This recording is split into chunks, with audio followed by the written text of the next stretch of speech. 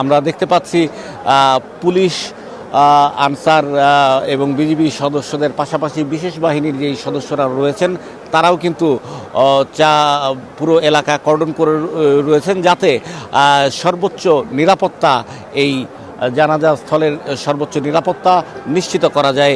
সে কারণেই তাদের এই উপস্থিতি। আমরা দেখতে পাচ্ছি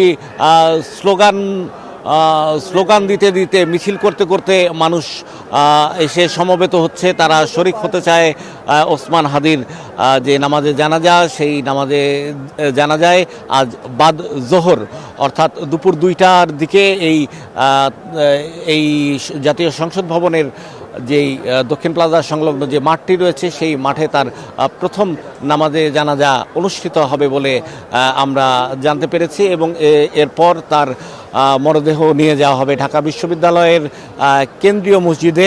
সেখানে দ্বিতীয় দফায় একটি জানাজা হওয়ার কথাও আমরা জানতে পেরেছি, এবং সর্বশেষ তাকে জাতীয় কবি কাজী নজরুল ইসলামের যে সমাধি রয়েছে সেই সমাধির পাশে তাকে সমাহিত করার কথা রয়েছে।